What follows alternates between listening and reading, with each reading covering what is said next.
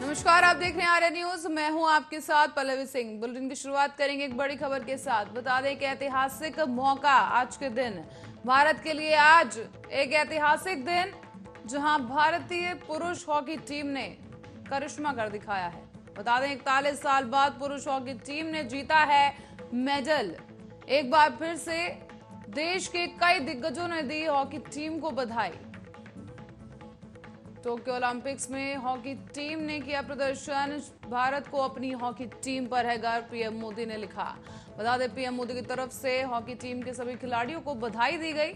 135 करोड़ भारतीयों के चेहरे पर खुशी की लहर इस वक्त दौड़ गई है। ब्रॉन्ज मेडल जीतने के बाद प्लेयर्स की आंखें भी नम हो गई हैं। बड़ी खबर इस वक्त की टोक्यो ओलंपिक्स से आपको बता रहे हैं, जहां आज का दिन भारत के लिए एक ऐतिहासिक दिन बन चुका है, जहां 41 साल बाद पुरुष हॉकी टीम ने एक मेडल अपने नाम कर लिया है ओलंपिक्स में। और बता दें ब्रॉन्ज मेडल हॉकी टीम जीती है। देश के कई दिग्गजों ने इस जीत पर हॉकी टीम के सभी खिलाड़ियों को बधाई दी है। भारत को अपनी हॉकी टीम पर है गर्व, पीएम मोदी ने लिखा। इसके साथ ही पीएम मोदी ने खूब सराहना की सभी खिलाड़ियों की। और इसी के साथ ही अनुराग ठाकुर ने भी एक ट्वीट कर कहा है कि 135 करोड़ भारतीयों के चेहरे पर इस जीत की खुशी देखी जा रही है। ब्रॉन्ज मेडल जीतने के बाद प्लेयर्स की आंखें भी हुई नम। साथ ही टीम के कप्तान की माता का भी एक वीडियो वायरल हो रहा है, जहां पर नम आंखों के साथ पूरी टीम को बधाई दे रही हैं। और इसके साथ उन्होंने कहा कि मेरे बेटे ने कर दिखाया। बता दें 41 साल बाद पुरुष हॉकी टीम मेडल घर लेकर वापस लौट रही है। बड़ी खबर इस वक्त की टोक्यो ओलंपिक से आपको बता रहे हैं। और इसी बीच एक और बड़ी खबर आपको बता दें, जहां 15 अगस्त के लिए कड़े सुरक्षा इंतजाम कर लिए गए हैं। और इसी बीच सुरक्षा इंतजाम को और भी ज्यादा पुख्ता कर दिया गया है। चौकस हो चुकी है दिल्ली पुलिस। ऐसे में लाल किले के पास ड्रोन उड़ते देखे गए हैं। बता दें दिल्ली में एक और धमाके की कोशिश की आशंका यहां पर जताई जा रही है। हालांकि दिल्ली पुलिस ने ड्रोन्स को बरामद किया है और कब्जे में ले लिया है।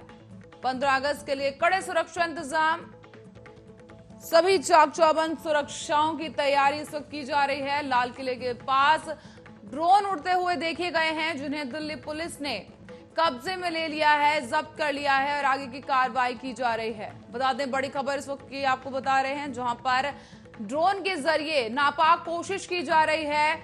और इससे पहले भी भारतीय सेना के बेस पर ड्रोन के जरिए हमले की कोशिश की गई। और इसी बीच अब लाल किले के ऊपर ड्रोन उड़ते हुए देखे गए हैं, जिसे हालांकि जब्त कर लिया गया है और आगे की कार्रवाई और छानबीन पुलिस की तरफ से की जा रही है। साथ ही आपको बता दें कि और भी ज्यादा इंतजाम पुख्ता कर दिए गए हैं। कड़े इंतजाम के बीच 15 अगस्त की तैयारियां की जा रही है।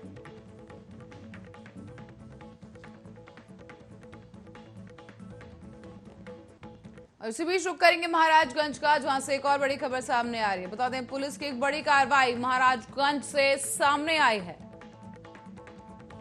महाराजगंज में पुलिस ने एक नशीली दवा की खेप बरामद कर ली है और ताबड़तोड़ कार्रवाई पुलिस की तरफ से की जा रही है। एक शख्स के घर में ये नशीली दवाओं की खेप बरामद की गई है।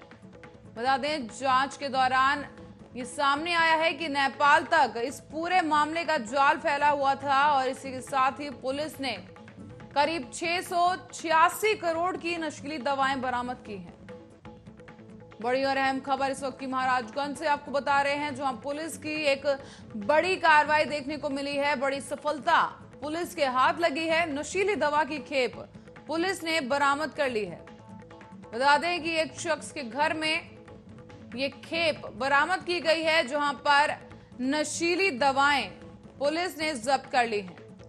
नेपाल तक ये पूरा जाल, पूरा रैकेट फैला हुआ था। फिलहाल पुलिस सभी जांच के जो है मुद्दों पर जांच कर रही है। और इसी के साथ ही 686 करोड़ इन दवाइयों की कीमत बताई जा रही है। महाराजगंज में पुलिस की ये बड़ी कार्रवाई देखने को मिली है, जहां एक शख्स के घर से छापेमारी के दौरान नशीली दवाओं की खेप पुलिस ने बरामद कर ली है। तो वहीं इस नशीली दवा की जो कीमत है अंतर्राष्ट्रीय बाजार में 686 करोड़ बताई जा रही है।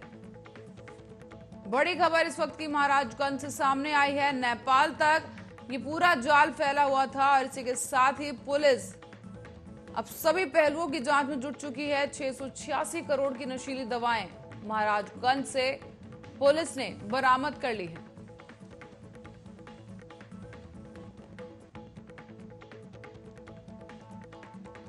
और 2022 में विधानसभा चुनाव को लेकर सपा ने भी रणनीति पर अब काम करना शुरू कर दिया है। सत्ता तक पहुंचने के लिए सपा एक बार फिर से साइकिल यात्रा का सहारा लेने जा रही है। बड़ी खबर इस वक्त की आपको बता रहे हैं, जहां सपा एक बार फिर साइकिल का सहारा लेकर केंद्र को घेरने की तैयारी में है, जिसका आगाज आज से ही लखनऊ में किया जाना है।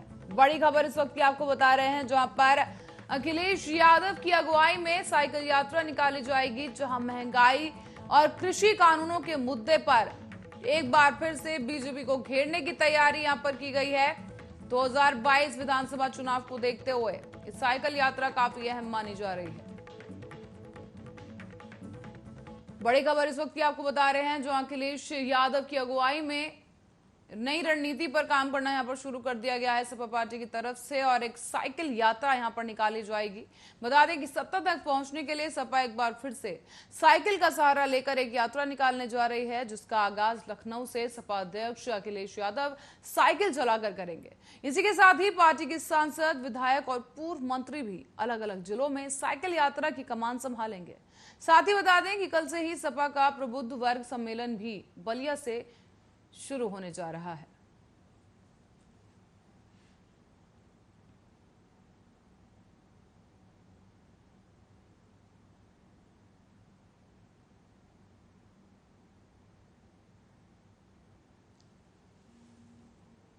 और जम्मू कश्मीर में राजनीतिक दलों का संघर्ष जारी है।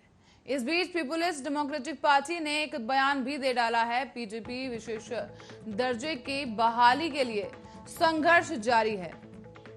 एक बड़ी खबर आपको बता रहे हैं, जहां पर जम्मू कश्मीर से बड़ी खबर सामने आ रही है, जहां पीपुल्स डेमोक्रेटिक पार्टी ने एक बयान दे दिया है।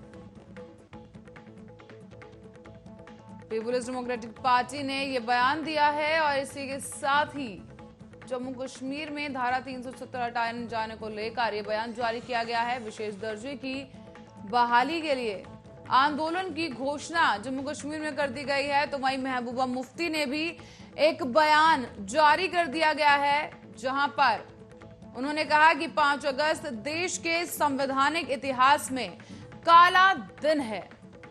बता दें, संविधान और लोकतंत्र के लिए 5 अगस्त को काला दिन बताया है महबूबा मुफ्ती ने। और इसी बीच जम्मू कश्मीर से यह बड़ी खबर सामने आ रही है, जहां पीपुल्स डेमोक्रेटिक पार्टी ने यह बयान दिया है।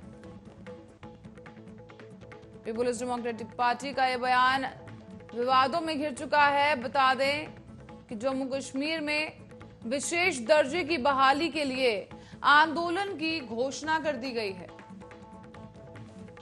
महबूबा मुफ्ती ने भी जारी किया एक बयान, जहां पर महबूबा मुफ्ती ने कहा कि 5 अगस्त का दिन देश के संवैधानिक और लोकतांत्रिक इतिहास में काला दिन माना जा रहा है।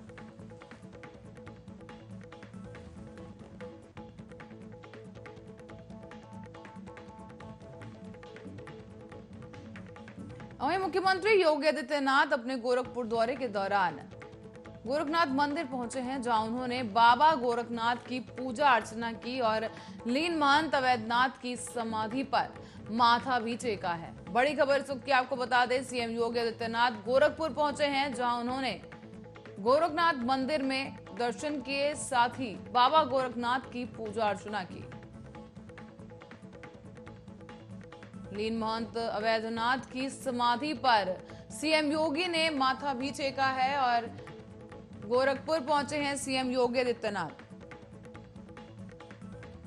बता दें, सीएम योगी आदित्यनाथ का यह दौरा गोरखपुर का है, जहां पर वो तमाम सुरक्षा इंतजाम की तैयारियों की भी समीक्षा करेंगे। 15 अगस्त के लिहाज से यह दौरा काफी अहम माना जा रहा है। तो साथ ही सीएम योगी ने बाबा गोरखनाथ की पूजा अर्चना भी की। लीन महंत अवैधनाथ की समाधि पर सीएम योगी आदित्यनाथ ने माथा भी टेका है। बड़ी खबर इस वक्त की आपको बता रहे हैं, मुख्यमंत्री योगी आदित्यनाथ गोरखपुर दौरे पर पहुंच चुके हैं और इसी के साथ ही उन्होंने गोरखपुर पहुंचकर गोरखनाथ मंदिर में दर्शन किए। बड़ी खबर इस वक्त की बता रहे हैं, सीएम योगी ने बाबा गोरखनाथ की पूजा अर्चना की है।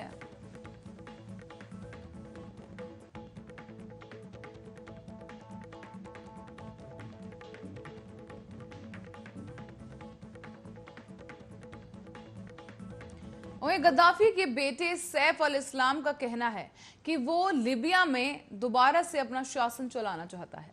कभी गद्दाफी का उत्तराधिकारी इस्लाम को माना जाता था, लेकिन जिस तरह से अचानक सैफ अल इस्लाम गायब हुआ था, उसके बाद से ही ये अटकलें लगाई जा रही थी कि अचानक से वो किस तरह से सामने आया है।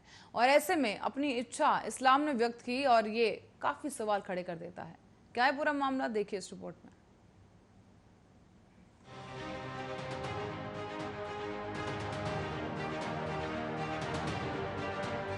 लीबिया के दानिशवर शासक रहे मुअम्मर अल गद्दाफी के बेटे सैफ अल इस्लाम का कहना है कि वो देश में फिर से एकता बहाल करना चाहते हैं। 49 वर्षीय इस्लाम ने अमेरिकी अखबार न्यूयॉर्क टाइम्स को दिए एक इंटरव्यू में उत्तरी अफ्रीका के देश लीबिया और राजनीति से जुड़ी कई बातें कही।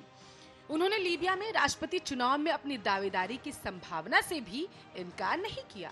आपकी जानकारी के लिए आपको बताते चले कि अब से तकरीबन एक दशक पहले साल 2011 में लीबिया की राजधानी त्रिपोली पर विद्रोहियों ने नियंत्रण कर लिया था। इसके बाद अक्टूबर 2011 में गद्दाफी की पीट पीट कर वहां पर हत्या कर दी गई। कभी अपने पिता के उत्तराधिकारी माने जाने वाले सैफ अल इस्लाम का कहना है कि पिछले 10 साल में लीबिया के नेताओं ने वहां के लोगों को दुख के सिवाय कुछ भी नहीं दिया। कई वर्षों के बाद इस सामने आए इस्लाम ने कहा, अब अतीत में लौटने का समय आ गया है। देश अपने घुटनों पर है, ना पैसा है, ना सुरक्षा है, यहाँ कोई जिंदगी ही नहीं है। उन्होंने न्यूयॉर्क टाइम्स को यह इंटरव्यू आपको बताते चले एक शानदार 2 मंजिला विला के कंपाउंड के अंदर दिया। इस्लाम ने इस इंटरव्यू में कहा, अब वो एक आजाद व्यक्ति हैं और राजनीतिक वापसी की तैयारी भी वो करने लगे हैं। उन्होंने ये भी दावा किया कि पहले उन्हें कैद करने वाले लोग अब उनके दोस्त बन चुके हैं। इस्लाम ने कहा कि लीबियाई विद्रोहियों को आखिरकार यह एहसास हो ही गया है कि उनके ताकतवर सहयोगी बन सकते हैं। हालांकि लीबिया की राजनीति में आपको बताते चले, इस्लाम की वापसी इतनी आसान नहीं होगी। उन पर आईसीसी में मानवता के खिलाफ युद्ध अपराध का मुकदमा तो चल ही रहा है, त्रिपोली कोर्ट की सजा भी उन पर बरकरार है। न्यूयॉर्क टाइम्स ने लिखा है कि इन सभी बाधाओं के बावजूद मुअम्मर गद्दाफी के बेटे सैफ अल इस्लाम अडिग नजर आते हैं। उन्होंने कहा, मुझे भरोसा है कि अगर लीबिया के लोग बहुमत से उन्हें अपना नेता चुन ले तो इन कानूनी मसलों से निपटा जा सकता है। इस्लाम ने कहा, मैं 10 साल से लीबिया के लोगों से दूर रहा। वापसी के लिए संगीत की धुन पर कपड़े उतारने वाले स्ट्रिपर की तरह धीरे धीरे काम करना होगा। लोगों के दिमाग के साथ थोड़ा खेलना भी बेहद जरूरी होगा। आपको बता दें, साल 2011 में तब लीबिया में लोगों के घरों में छिपना उन्हें अजीब नहीं लगा और जब इस्लाम से इस बारे में पूछा गया तो उन्होंने रहस्यमय अंदाज में कहा, हम मछली की तरह हैं और लीबिया के लोग हमारे लिए समुंदर की तरह। उनके बिना हम मर ही जाएंगे। उन्हीं से हमें सपोर्ट मिलता है। हम यही छिपते हैं और यही लड़ते हैं। लीबिया के लोग हमारे समंदर की तरह हैं। आपको बता दें, सैफ अल इस्लाम ने लंदन स्कूल ऑफ इकोनॉमिक्स से पीएचडी की है। पिछले कई सालों से वो कहाँ थे, इस बारे में ठीक जानकारी उन्होंने साझा नहीं की। इस्लाम पर युद्ध अपराधों का आरोप है और इसलिए अंतर्राष्ट्रीय अपराध न्यायालय को भी उनकी तलाश थी। साल 2011 में त्रिपोली पर विद्रोहियों के नियंत्रण के बाद वो करीब 3 महीने तक फरार रहे, लेकिन फिर विद्रोहियों ने उन्हें कैद कर लिया। विद्रोहियों ने उन्हें लगभग 6 साल तक जिंटान शहर में कैद करके रखा था, लेकिन साल 2017 में उनकी रिहाई की खबर आई। हालांकि आपको ये भी बताते चले कि उन्हें किस आधार पर रिहा किया गया और रिहा होने के बाद वो कहां चले गए थे, इसका ठीक जवाब नहीं। 2015 में उन्हें त्रिपोली की एक कोर्ट ने मौत की सजा सुनाई थी, लेकिन इस चरमपंथी समूह ने उन्हें सौंपने से इनकार कर दिया।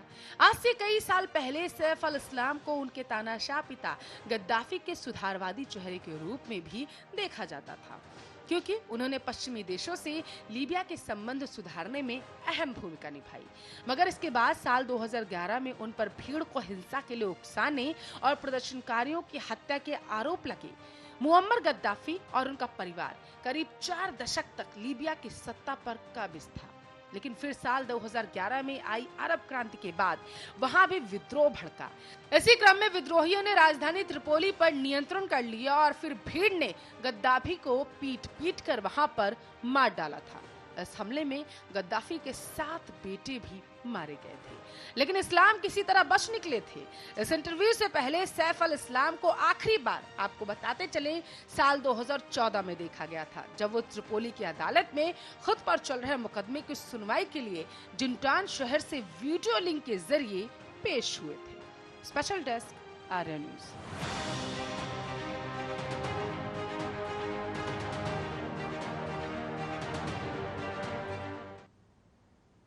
इसी के साथ ही बुलेटिन में फिलहाल के लिए इतना ही। देश और दुनिया की तमाम खबरों के लिए बने रहे हमारे साथ, देखते रहे आर्या न्यूज।